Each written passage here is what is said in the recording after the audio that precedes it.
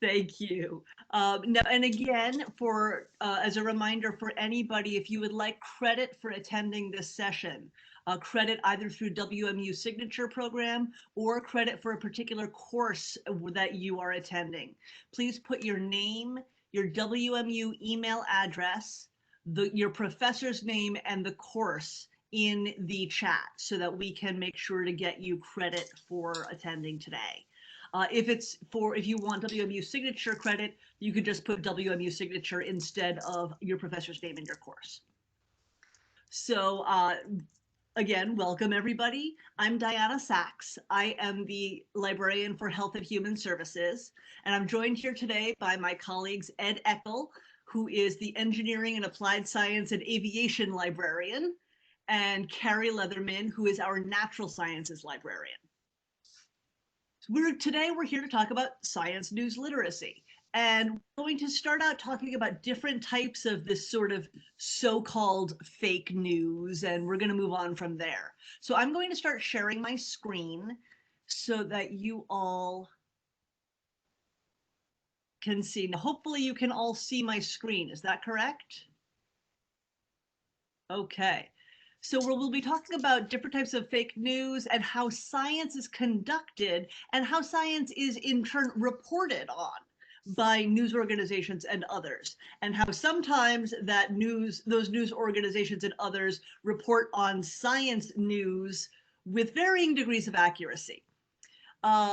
We will talk about how that can impact the ways that we as science news consumers can responsibly consume information and how we can use it to make good decisions. And we will finish up with an activity where you can work on putting some of these principles into practice. Oh, and before I go any further, I just realized I should turn on captioning. Okay, so now you should see captioning appearing at the bottom of the screen as I speak.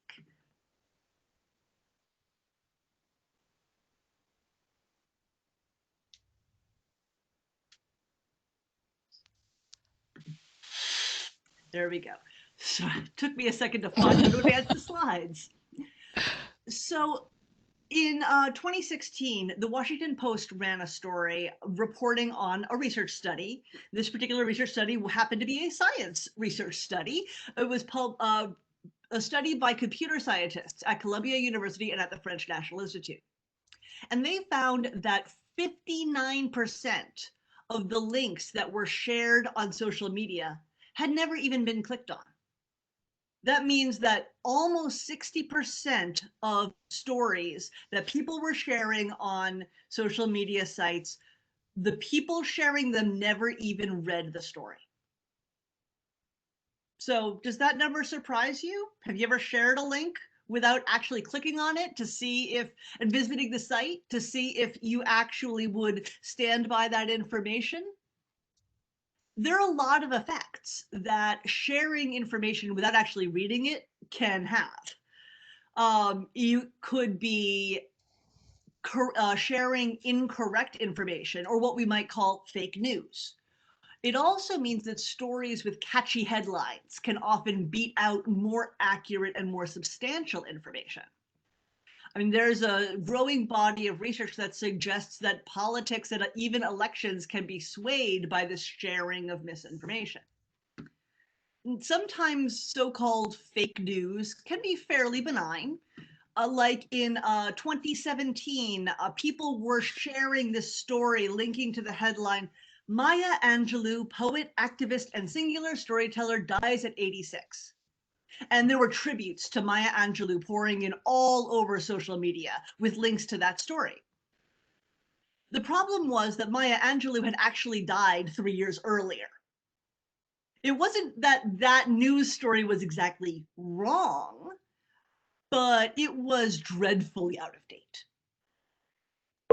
So in that example, it is relatively benign, but there are also more horrifying ways that so-called fake news can impact our society, such as in 2016, when there was a story making the rounds in certain social media sites that came to be termed Pizzagate.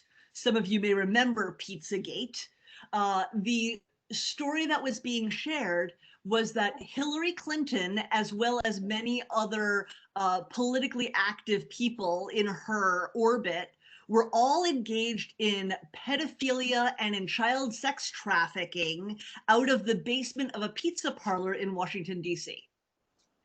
This story became shared so many times that some people started to really believe it, and to the point where one man actually walked into this pizza station with an automatic rifle and started shooting. The problem is, not only were these politicians not running a child sex trafficking ring out of the basement of this pizza parlor, the pizza parlor didn't even have a basement. That is how many aspects of this story were wrong, where they were just factually incorrect. Now, when we think about fake news, it's important to think about a number of different types of fake news. What are the different kinds of fake news? And that's because when we are hoping to combat fake news, to become more media literate ourselves, it's important to distinguish between the different types so that we can more adequately address them.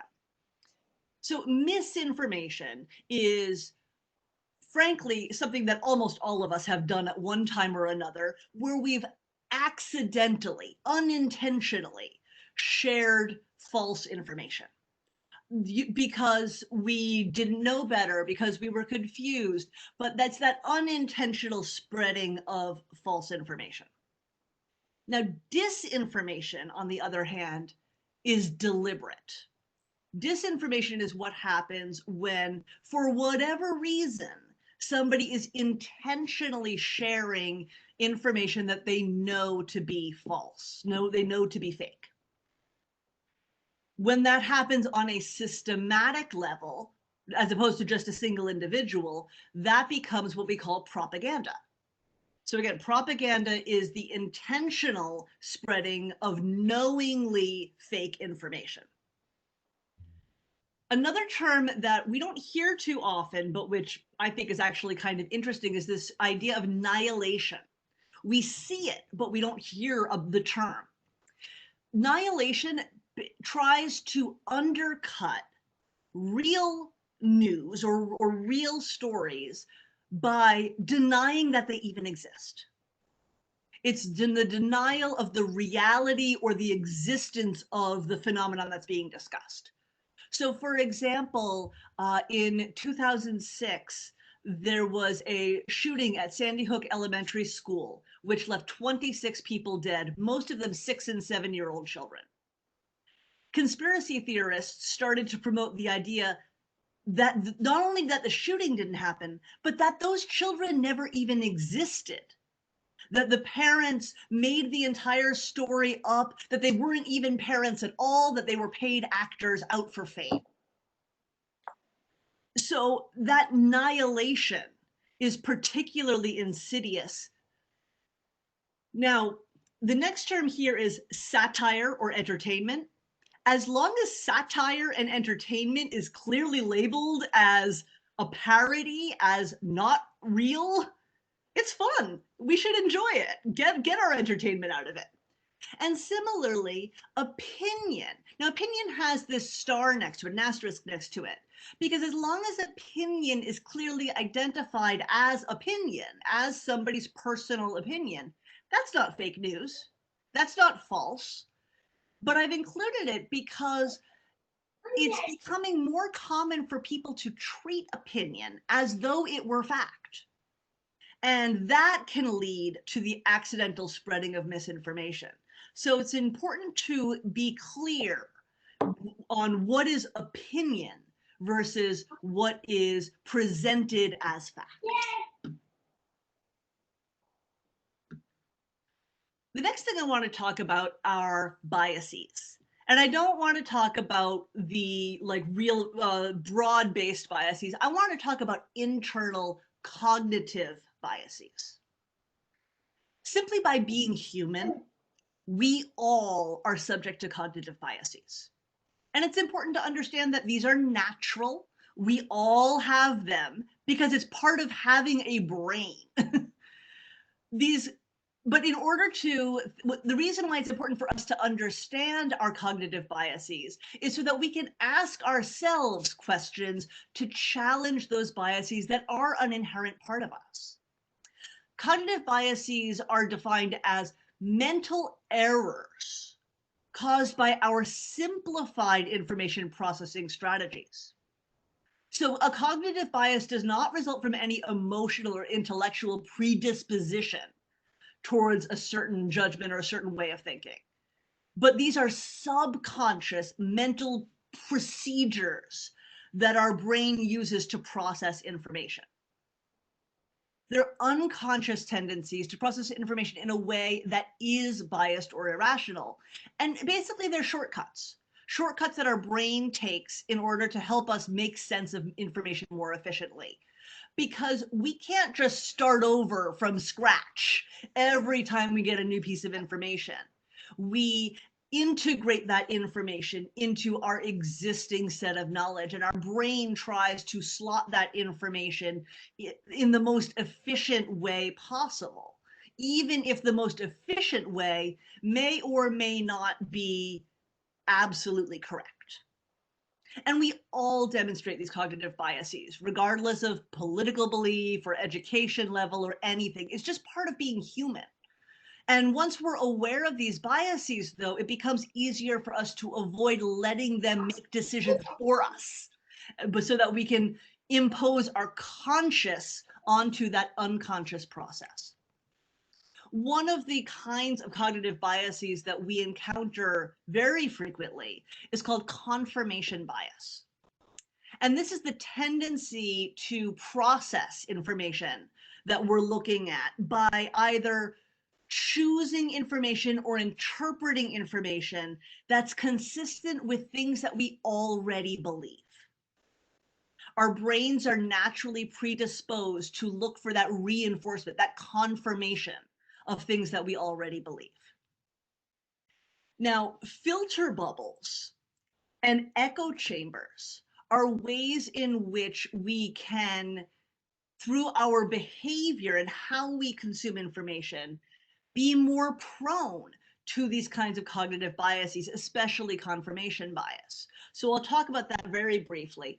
Filter bubble is basically the idea that we filter out, either by intentionally choosing our information sources or by putting ourselves in a position where the only information sources that we get are ones that we have filtered out according to our pre-existing beliefs.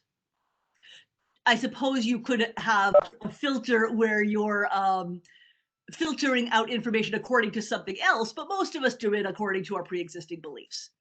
And one way in which that happens is through echo chambers, which is when members of a group who are very similar to each other, who have very similar beliefs, who tend to value the same kinds of information, that group as a whole can be easily fooled because we tend to find comfort and safety with others who are similar to ourselves.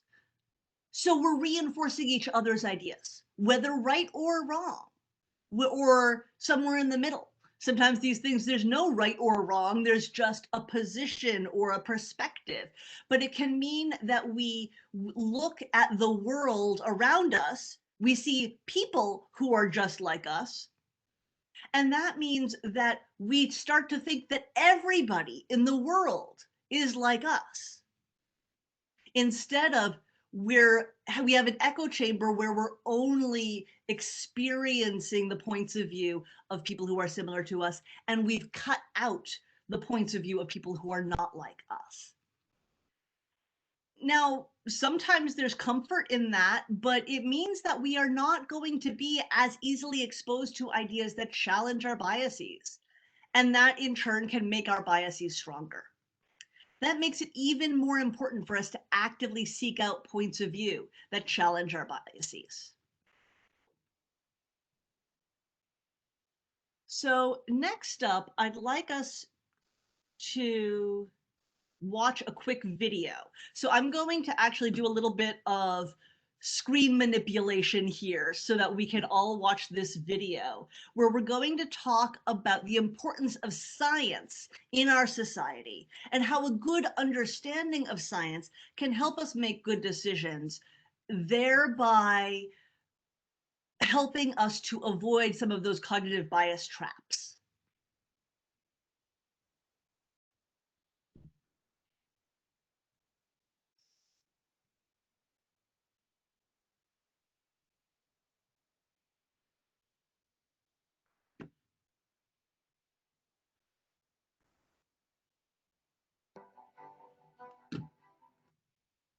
All right, is that video working?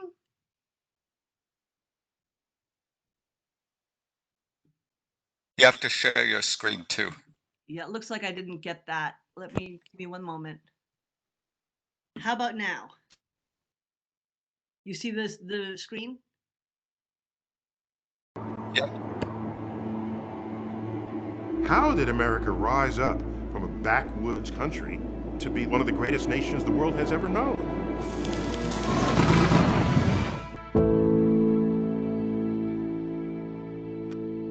We pioneered industries. And all of this required the greatest innovations in science and technology in the world. And so, science is a fundamental part of the country that we are. But in this, the 21st century, when it comes time to make decisions about science, it seems to me people have lost the ability to judge what is true and what is not. What is reliable, what is not reliable. What should you believe, what should you not believe? And when you have people who don't know much about science, standing in denial of it and rising to power, that is a recipe for the complete dismantling of our informed democracy. Let us demand that educators around America teach evolution not as fact, but as theory. Increasing number of parents showing skepticism about vaccinations. Voters have approved a ban on GMOs. Critics call climate change unproven science. That's not the country I remember growing up in. Not that we didn't have challenges. I'm old enough to remember the 60s and the 70s. We had a hot war and a cold war, civil rights movement, and all of this was going on. But I don't remember any time where people were standing in denial of what science was. One of the great things about science is that it is an entire exercise in finding what is true. You have a hypothesis, you test it, I get a result. A rival of mine double checks it because they think I might be wrong. They perform an even better experiment than I did and they find out, hey, this experiment matches. Oh my gosh, we're onto something here. And out of this rises a new emergent truth. It does it better than anything else we have ever come up with as human beings.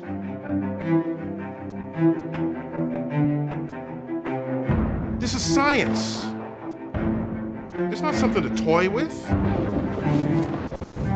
It's not something to say, I choose not to believe equals MC squared. You don't have that option.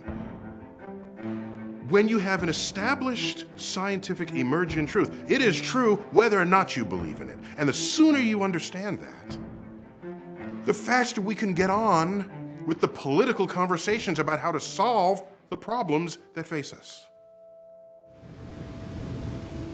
So once you understand that humans are warming the planet, you can then have a political conversation about that. You can say, well, are there carbon credits? Do we do this? Do we put a tariff on it? Do we fund? Do we subsidize? Those have political answers.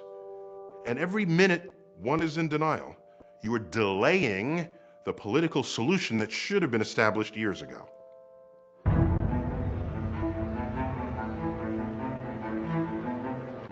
as a voter, as a citizen. Scientific issues will come before you. And isn't it worth it to say, all right, let me at least become scientifically literate so that I can think about these issues and act intelligently upon them.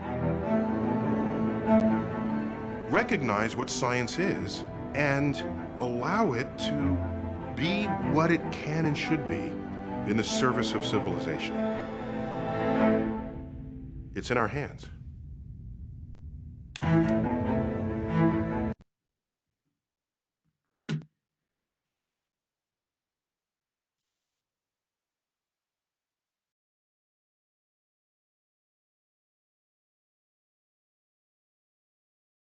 Can you guys hear me? Okay, I'm going to start sharing again and pass it off to Carrie.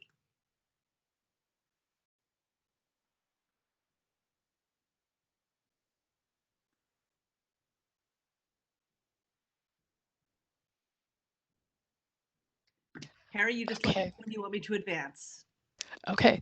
Thank you, Diana.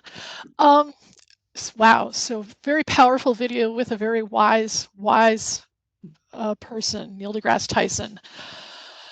Oh boy. All right. So we're going to be covering some of the different concepts Dr. deGrasse Tyson covered. We're also going to be covering some of the other ideas that Diana covered a few minutes ago and kind of forge ahead into science literacy and not only the idea of fake news. Before we go, I think it's important that we cover a little bit of terminology from science. A lot of times science uses vocabulary that is different than how it's used in everyday terms. So I want to kind of cover some of our bases before we forge ahead. The first one up on the list is theory. So in the context of science, theory is a little bit different than how is used a little bit more differently than how it's used in general everyday conversation. Perhaps the small video clip of our Vice President Pence talking about treating evolution as a theory, not fact. So theory, in science, a theory is not something that's perhaps open to interpretation, vague, or just something that's kind of being formed. A theory is a tested and confirmed explanation for observations or phenomena. Theory is used with the idea of gravitational theory, evolutionary theory. These are scientific givens. They're not, well, maybe they're true. They are. Very different usage. A hypothesis is a suggested explanation for an event. It's something that you can test, usually through scientific research. Data, information that can be analyzed and used for the basis of a decision. Data is something that scientists gather when they do scientific research, and they use that to figure out some kind of natural phenomena, figure out what's going on, what it means, and draw conclusions from that. The scientific method is an established multi-step method that scientific researchers use to conduct experiments, gather observations, and then form some sort of conclusion. It always starts off with a hypothesis, gathering data, going from there. It's a very clear and defined set of steps that you go through to try to understand some phenomena. Next slide, please. 1 second, I'm just going to fix something. Oh, okay. So brief intermission here. La la la. So there we go. All right. So there's our slide, and next slide. There you go.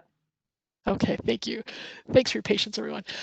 So a couple other terms. The idea of peer review, I think that was something that Dr. deGrasse Tyson had actually mentioned. Peer review is the process in which where a scientist or some sort of a scholar, a researcher, when they try to publish their research, before it's ever even accepted for publication by a journal, a book publisher, what have you, it's oftentimes peer-reviewed, and that means, in the case of science, other scientists that have, a level of expertise that would allow them to look over a person's scientific findings and evaluate them, evaluate whether it's good science, if they used a good experiment methodology, if the conclusions they've drawn from their data are reasonable.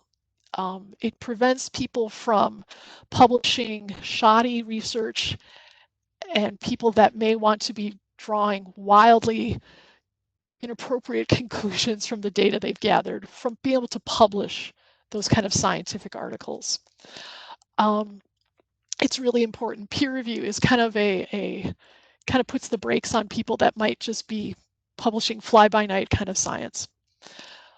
All of this takes place within the idea of scholarly communication. Scholarly communication is a process in which researchers share their findings, either by publishing them, presenting at a conference, and letting them be up for evaluation by other scholars, other researchers.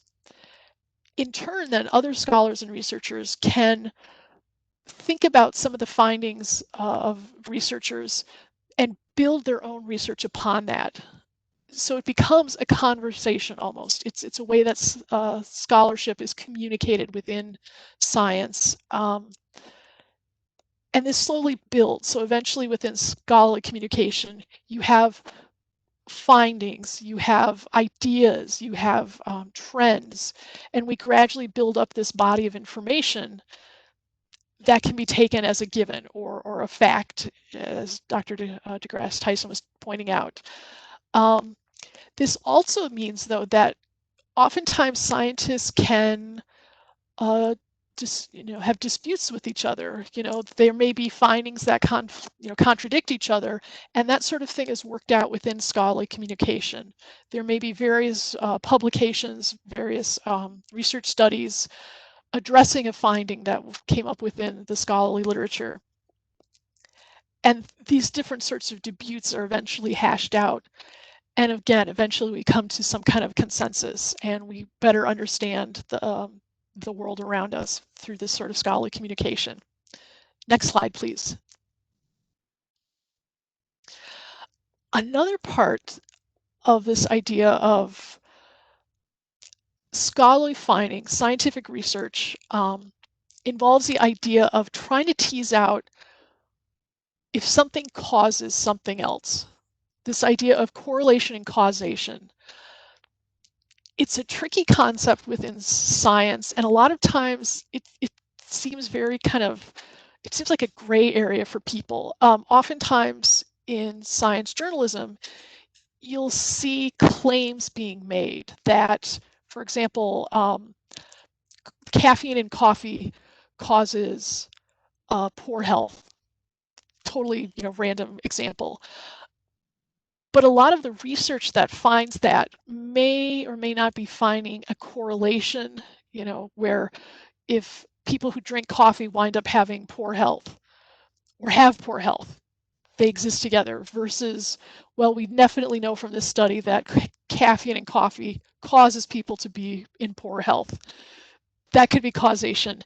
It gets tricky, though, trying to tease that out in a scientific research study. And oftentimes, as we'll see later on, studies that find, say, a correlation don't necessarily mean that the results of that study can be widely applied, that it may only be happening in that specific example. Sometimes when research studies find a correlation, there might not necessarily be a causation. Coffee drinking may not cause the poor health. There may be some other reason that those two are found together in people. But it's a tricky concept. I wanted to at least have us mention it because it's an important thing to realize when we talk about how journalism reports on sciences and scientific research. Okay, next slide. Okay, all right, so this is one of my favorite slides. This is a cartoon getting into the idea of how science and journalism intersect, how journalists report on scientific findings. This I just love this slide. It's charming, but it's actually really quite profound too. Let me just kind of quickly go through what's happening in this slide and kind of give you a little overview on why that's important for our talk today. So the science news cycle. This slide talks about how up at the top, where you see start here, this little fellow, this researcher bent over his laptop, is a researcher that has found some sort of, he's reached some sort of conclusion from his scientific study. And he has found that A is correlated with B. Fill in the blank with A and B. He has found that, A is correlated with B, given C, assuming D, and, under E conditions.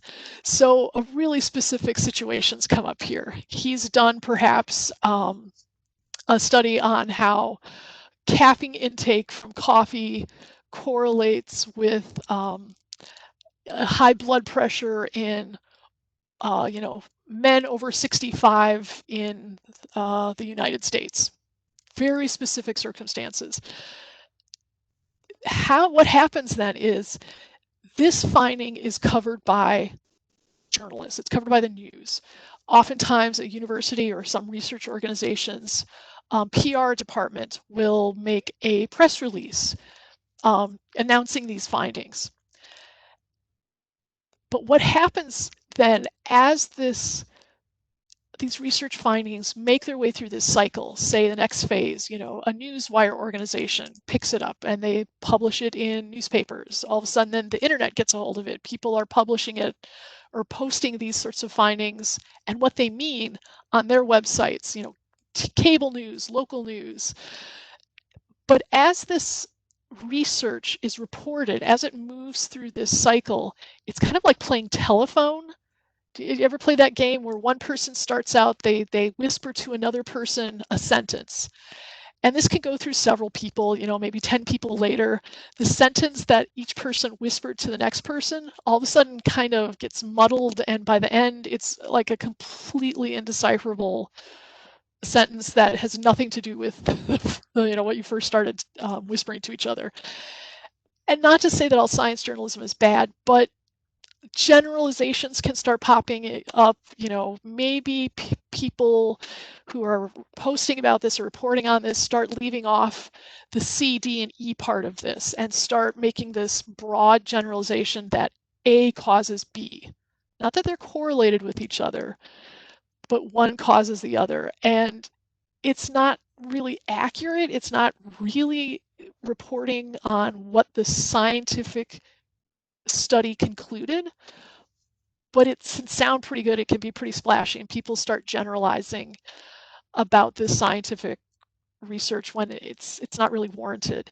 So you wind up at the end of the cycle, kind of on the upper left corner, where this researcher's grandmother is wearing a tinfoil hat, and she's saying, I'm wearing this to avoid A, whatever A is. And, that obviously has nothing to do with what this poor researcher first published on their findings. So again, science news and science journalism isn't necessarily bad, but it can overgeneralize sometimes and kind of weaken the message of what the research findings were. All right. So let me give you an example of this. Next slide, please. Kind of an interesting topic that's been going on or mentioned in science and in the general news for several years now is this idea of bees, of bees actually being in decline. There's a lot of threats to them. The population overall is declining. There's been a lot of research and discussion about what's going on. You'll see on this slide there's a couple of scientific articles and their titles here. One says seed coatings with insecticide is affecting wild bees. Climate change contributes to widespread decline among bumblebees. High pesticide risk to honeybees is causing problems with crop pollination. So these are scientific research articles, and you'll notice that in a lot of these cases they're reporting on different ideas. Wild bees and insecticides are affecting them. Bumblebees and climate change, how it's affecting them. other pesticides and honeybees. So these are talking about different groups of bees, and they're talking about different substances or events that are affecting bee populations. But what happens then oftentimes when these kind of scientific articles are reported in the news, next slide please, you'll find that news reports start generalizing in different sorts of ways. The news report on the left is from Wired magazine, and it says you're worrying about the wrong bees, and it goes on to talk about how all this buzz, so to speak, didn't even do that on purpose, in the news often, you know, talks about how, oh, all the bees are dying. Well, no, not necessarily. This article is talking about how wild bees are affected by various influences that are causing their populations to decline.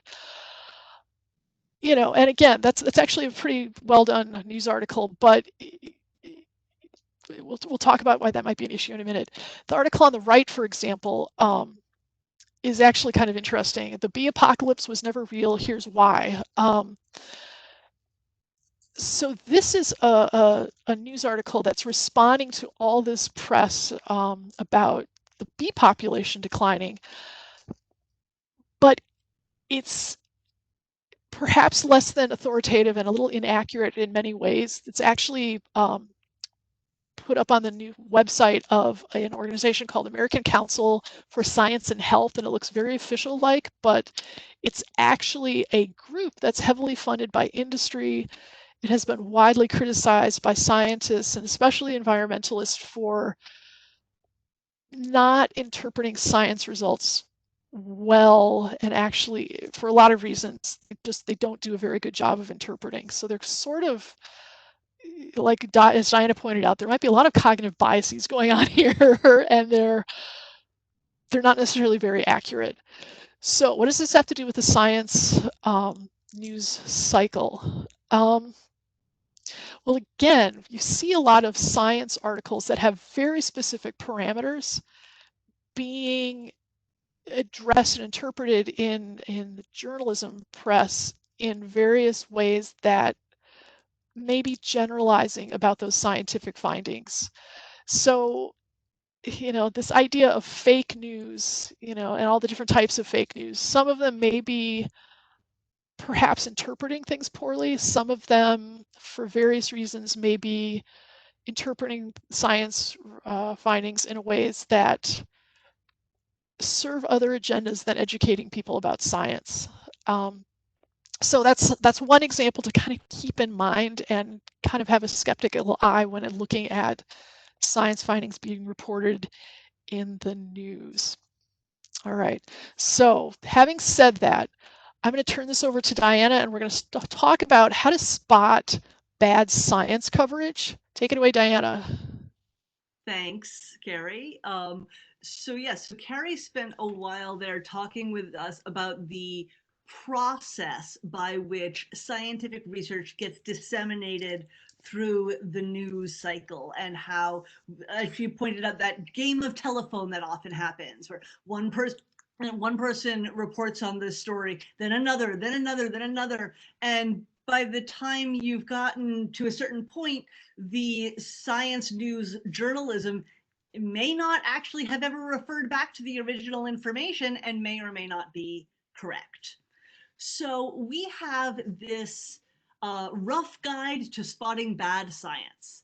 And at the very beginning of this presentation, we had this link to the library resource guide for media literacy, and specifically for science media literacy. And I will come back and post this link again in a little while so you guys can all refer back to it. But this guide contains a number of resources that we are recommending to you to become more media literate, and especially more science media literate. So I will jump through a few of the, I'll go quickly through these factors that we can use to spot bad science. So Carrie talked about sensationalized headlines and misinterpreting results. Things to watch out for. Does that headline that you're seeing seem very clickbaity? Does it make you feel very strongly one way or the other? Does it seem to be more objective in its presentation? Another thing you want to look at are conflicts of interest. Again, Carrie mentioned the website that talked about that there is no actual decline of bees, and that particular website has a conflict of interest in that it has a history of supporting industry and the needs and the desires of industry, regardless of whether it is scientifically factual. Other things that you want to look at, again, Carrie mentioned the difference between correlation, two things that happen to happen at the same time, and causation, where one thing actually causes the other thing to happen. We also talk about unsupported conclusions. You'll want to look out for, as you read material or listen to a podcast or whatever you're using to get your information, speculation can be useful, but make sure that it's clearly understood when you're talking about speculation and when you're saying this is the conclusion we've reached for this because of this evidence. You'll also want to think about some study methodology questions. And I'm not going to get deep into this right now. This is the sort of thing that you will probably encounter in other courses in the future if you haven't already. But things like, have enough subjects been included in the research study, and do those subjects represent the whole group? And did the researchers compare the subjects who are in the study with others who are not in the study? Did the researchers use what's called blind testing as a technique to avoid letting their own unconscious biases influence their results? When it comes back to the way that information is presented in news media, you want to look for things like, does the article or the organization as a whole cherry pick their data? Do they report on isolated studies that can't necessarily be easily replicated or easily repeated? Do they report on research that hasn't gone through that peer review process where it's been vetted by people who are experts in the field? So these are all things to keep in mind. That rough guide to spotting bad science, those are some techniques that you can keep in mind, questions you can ask yourself as you're evaluating news that you may find about science. There are also a couple of fact-checking websites that we are suggesting as potential tools, SciCheck and Snopes. Many of you have probably heard of Snopes, which focuses on all different kinds of fact-checking. But SciCheck is a fact-checker that's part of factcheck.org, which has is a organization that we have found to be very useful for fact-checking. And the SciCheck part of FactCheck is devoted just to science news. So those are other resources that you could use as you're evaluating information. Now we still have about 15 minutes left of this presentation, but before we move on to questions and answers, we'd like to ask you all to do a little bit of participation. We would like you to take this opportunity to try to evaluate some science news and to see what else you can find and apply your evaluation to that. So I'm going to ask Ed to copy the, oh, I see he already has, in fact. He's copied these two links into the chat. So the first link is to Science News, the Science News Activity. And that's actually an article from the Tennessean, which is a major newspaper, is just based in Nashville, Tennessee. Similar to the Detroit Free Press, but for Nashville, not for Detroit. And this article talks about, is presenting scientific research about the volcanic activity happening at Yellowstone National Park. I'd like you to very, very quickly, don't even read the article, just see if you can find, with some quick web searching, any other news sources that are reporting on this same phenomenon. Bonus points if you can find other articles that are actually referring back to the same original research study. And then I'd like you to go to the worksheet the Science News worksheet link and answer some questions about another study that you can find. So I'm going to click on that so you can all see it. So this is the Tennessean article. Yellowstone supervolcano may blow sooner than thought, could wipe out life on planet.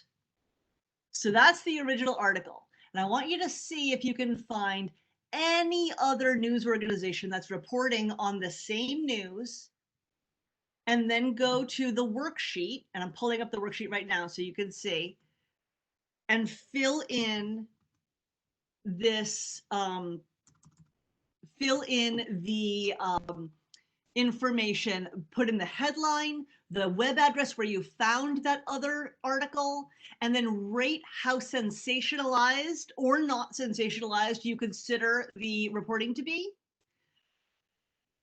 In your opinion, does it seem like the author of the article or the website actually consulted the original research study? And then rate how reliably the article that you find represents the scientific research in question.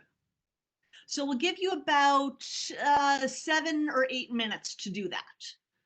And then we will come back for a quick debrief.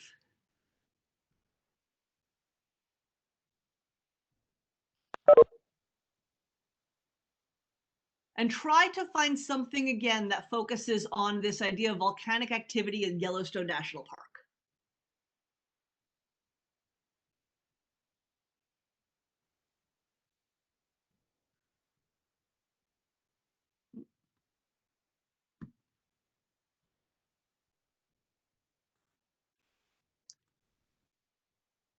There we go.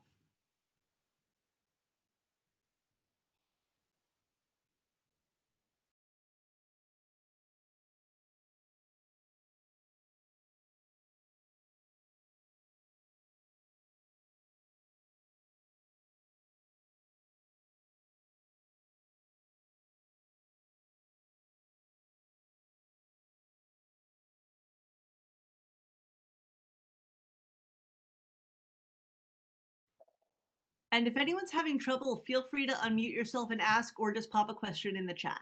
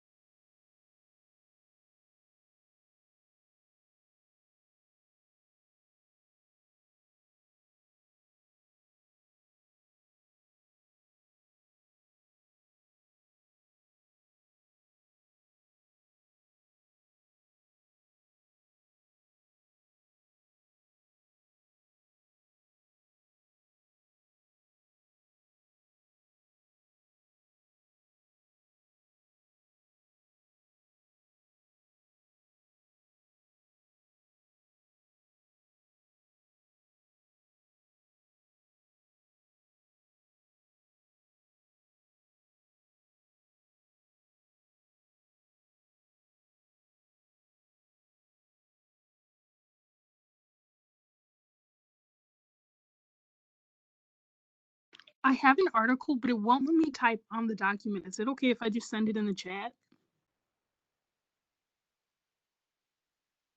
Yeah, yes, that's absolutely fine.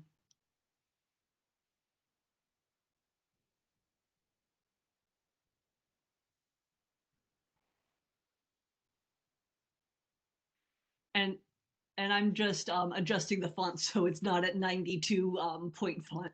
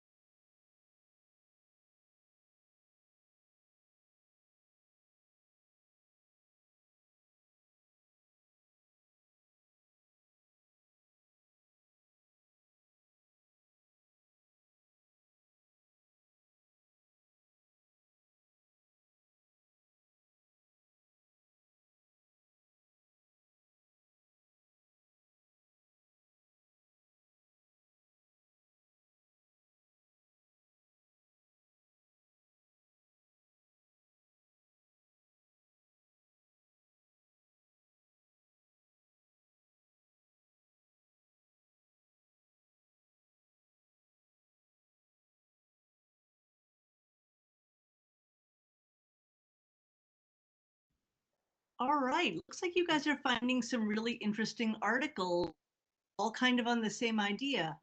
What I'm seeing from the patterns that are emerging here is a range that some articles are, some of these scientific news organizations or other organizations are really sensationalizing this particular story, and others are not sensationalizing as much. Likewise, some are referring back to the original study and are taking pains to try to accurately report on what the original study said, while others not so much. I'll just show you very quick. I saw somebody had found the this article from National Geographic. And if we compare the headline from the first article from the Tennessean, Yellowstone supervolcano may blow sooner than thought and could wipe out life on the planet, compared with this headline, Yellowstone supervolcano may rumble to life faster than thought. The idea of a volcano rumbling to life faster than thought can still be a little scary, but at least it's not as sensationalized as and could wipe out all life on the planet. Another one that somebody else found was a surprise from the supervolcano under Yellowstone. That one came from the New York Times.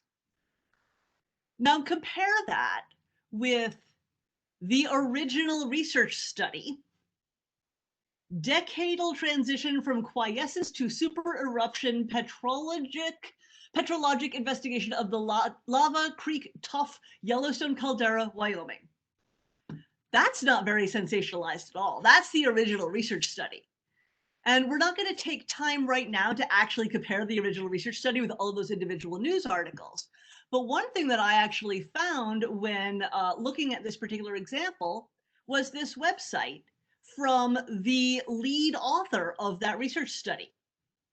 And she wrote this: seeing Yellowstone in the news a lot today, worried it's going to blow? No need for panic. Here are some things to keep in mind.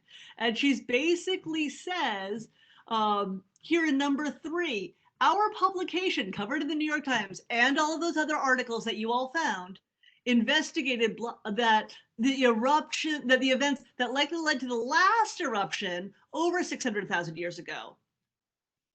And most importantly, this does not equate to a prediction of a future eruption.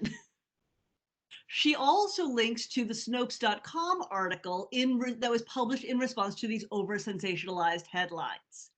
And Snopes includes interviews with this lead author, Hannah Shamloo, and her co-author, who was the head of the research lab that conducted this study. So this is why we're emphasizing the importance of finding multiple ways, multiple stories, and multiple approaches to uncover the what's really going on with a particular with a particular scientific news story, and whenever possible, refer back to the original people who did the research themselves. So now I'm going to come back to our next slide here and turn it back to Carrie. Okay, thank you, Dianna. So, talking about news sources, science news that's sensationalized, what do you do? What are some more reliable science journalism sources? We've listed here 5 sites. The first 2 are scholarly journals, the journal Science, the journal Nature, that are that have a news section on their website. So these are these are more reliable. These are specialized journalists that are, really boned up on science in general and can report on the science findings in a more even-handed sort of way and not in a clickbaity sort of way. Science News is a magazine that specializes in reporting science findings. It reports them in rather accessible language without making them too sensationalized. And again, very high quality reporting. They really try to stay true to the science findings and not overinflate them. A lot of the larger newspapers like New York Times, Washington Post are also, they have a very reliable approach to science. They try to be very even-handed about how they report on it, not trying to sensationalize too much. I do want to make a distinction though, you know, newspapers, more popular magazines, they aren't, their goal is to tell the news, but also, you know, they have a lot of pressure to sell subscriptions. So there's a different emphasis in these types of publications. All of them treat the new science findings pretty well. They're pretty accurate without being overblown, but they are reporting with different goals in mind. So, you know, check these out the next time you're trying to get some information on the latest science finding, and just see what you think. And I see we're running short on time, so I'm going to turn this back over to Dianna. You might want to skip the next slide, and we'll just dive right into the end. Well, the last is actually our Q&A portion. We do have a link to a survey. We would love to get your feedback if you would be willing to fill out that very short survey. It is anonymous. And then I also, again, put the link to the resource guide. So if you'd like to refer back to any of the information we talked about today and a whole lot more, please check out the resource guide for media literacy and specifically science media literacy. So I'll open it up for any questions. You can either unmute yourself or you can post questions in the chat.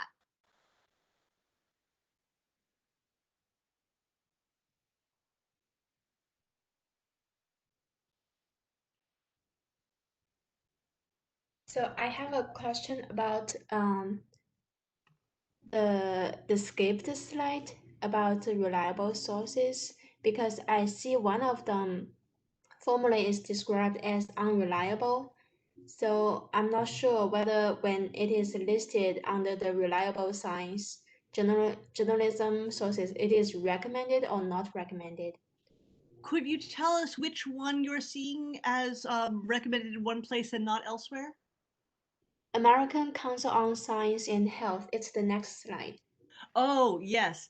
So this slide is maybe Carrie, you could talk a little bit about how what this slide is comparing. Yeah, this is something I came across when doing some research for this presentation. The slide on the left is put out by the American Council on Science and Health, which I honestly, I do find it to be a rather biased organization, and I'm not alone in that. A lot of other people do. The slide on the left talks about the best and worst science news sites as ranked by this organization. When this list came out, it was 2017, it was very highly criticized by a lot of scientists and the science community overall. There was an article over on the right-hand side within the journal Nature, one of literally the most prominent science scholarly journals that there is. It's very highly regarded. And there was an editorial in the Nature site saying that specifically this list that the ACSN put out, not good. They took factors into consideration about basically how compelling it is, criticizing though that a lot of the sites they were talking about didn't treat science in a very even-handed sort of way. They made a lot of assumptions and conclusions about the science that really were inaccurate. These are two articles that I think in a lot of ways really summed up a lot of what we're talking about here today. You have to kind of consider who's publishing what their goal is. The organization on the left, very industry heavy, favors industry. They've got an agenda. The organization on the right, Nature, they're publishing science. Now, granted, all people and organizations have those inherent biases, but I really think that the organization Nature on the right is has a much clearer idea of science and how to interpret and report on it. So there you go. No, that But was actually excellent question. That was actually a great question, because since we Yeah. skipped over that slide at the very end in the interest of time, what we Yeah. can do is when we post these slides up on the resource guide, we will make sure to include our talking points, what we've said out loud to you, in the notes portion. So when you refer back, you can see that these two images are meant to compare one proposing a set of best and worst science news sites, and the other saying, actually, that approach is fundamentally flawed. We'll include the links to both of those Yes. articles so you can read them for yourselves. They're quite short, but I think, again, they really kind of sum up pretty much everything we've been talking about in this presentation. And I do see another question in the chat. How should we go about fake news when we see it? And should we report it? My personal approach is, number one, if you see fake news, don't share it. That's actually one of the biggest things. And if you're not sure if something is fake news, check it out before you share it. But as far as reporting it is concerned, a lot of it depends on the format in which you received it. Some social media platforms do allow for reporting of fake news, and certainly if you have evidence that something is truly misinformation by mistake or disinformation on purpose, there's certainly no harm in using the tools of the social media platforms to report that. Or in if you're talking about an article or a podcast or whatever, you could, of course, comment and say why you think something is fake news or is misinformation or disinformation. I would encourage you, however, if you're going to just comment, to provide your citations. Take that opportunity to stop the spread of fake news by saying why you have reason to believe that that article or that story is misinformation or disinformation, is representing the scientific conclusions incorrectly. But provide some of that context. Not only does it make your claim that it is so-called fake news more believable to other people who read your comment, you might actually help people see that they shouldn't share it. And you might help to stop the spread of fake news.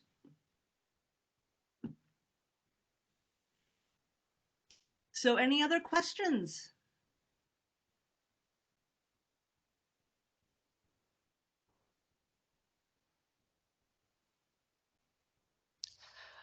I'll just, yeah. Go so ahead.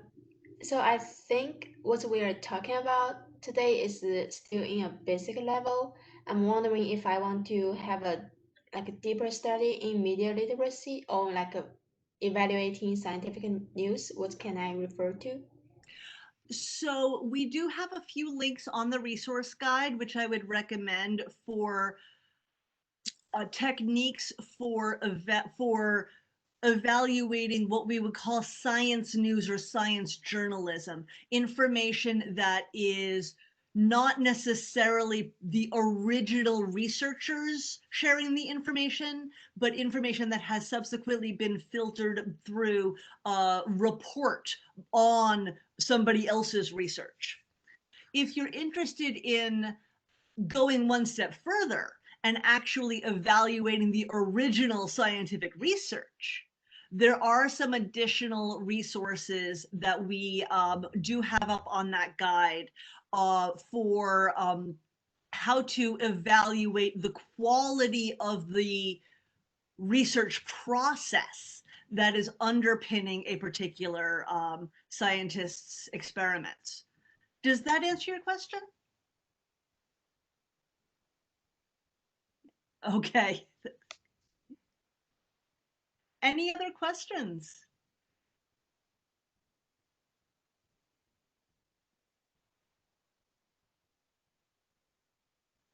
Well, I think we'll wrap it up for now. If you do think of other questions in the future, please feel free to reach out to any of us. Again, I'm Dianna. We've got Carrie. We've got Ed. You can reach out to any one of us if you've got questions in the future, or if you'd like to know more about this or any other topic related to information. And again, we'd love to get your feedback on the Science News Survey. So if you haven't already filled that out, we would appreciate your thoughts. Thank you very much, everybody. I have one more question, actually. I'm sorry. Oh, Can you hear go me? for it. I saw that we're recording this. Is this going to be available for us to rewatch? Yes, it will be. We will post the recording when it is available up on that same resource guide, probably sometime tomorrow. Okay. Thank you so much for everyone. Oh, thank you. I'll put a pitch in there too. We'll actually include this video up on Western Michigan University or WMU Library's YouTube channel. We've been trying to include a lot of the talks, two so far, of this series on that channel. So you should be able to access it that way too. So. Well, thank you all so much. And again, you know how to find us if you've got more questions. We're happy to see so many people interested in science news literacy. Bye, everyone. Thank you.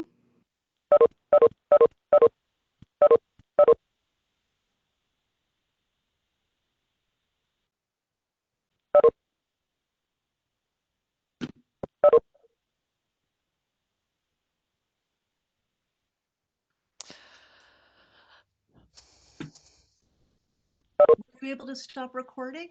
Oh, good heavens. Thank you. Yes. That could have wound up to be a very long recording.